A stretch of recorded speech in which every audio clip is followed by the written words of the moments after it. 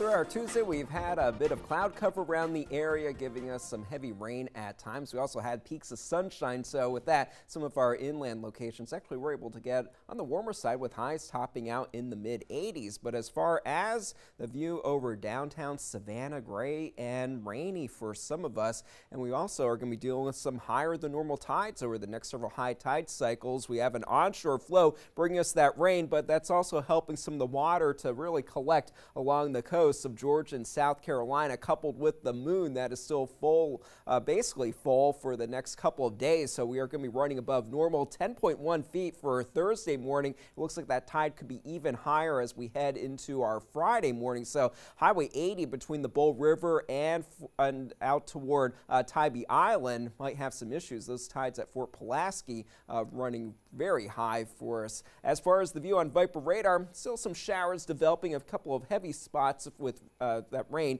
moving from Chatham County and into Effingham County. Rincon dry at the moment, but we've been dealing with those issues along Highway 21, slowing things down this afternoon. A little bit further inland, Bryan County and into southern Bullitt County, looking at that rain staying in place. Very slow moving. That wind is a little bit lighter for us in the past couple of days, so the showers aren't moving quite as quickly. So where they are developing, they are able to stay in place for a bit of time.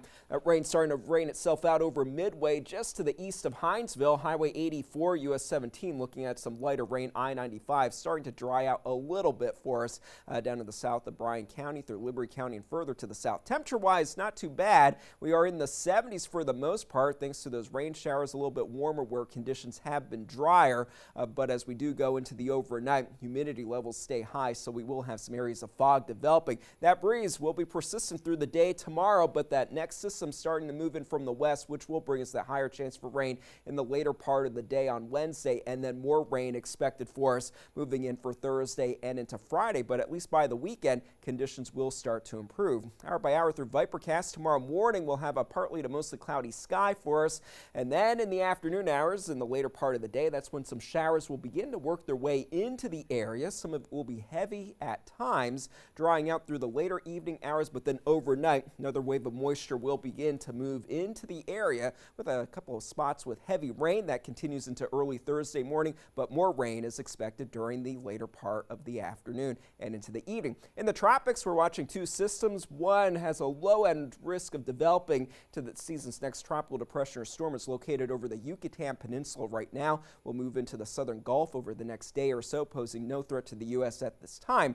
We have Tropical Storm Jerry. This is the system that we've been watching for the past several days. It had a high chance of developing. It did that today as of 11 o'clock. It is showing signs of strengthening. The convective development is starting to get a little bit larger with the system as it is gaining strength throughout the day. 50-mile-per-hour sustained winds. It is expected to become a hurricane over the next several days as it stays just to the north of the islands of the Caribbean, perhaps becoming a Category 2 system as it moves toward Bermuda. So that means it is not going to be posing a threat to the U.S., but Bermuda, once again this season, may be dealing with the direct impacts from a tropical storm or hurricane.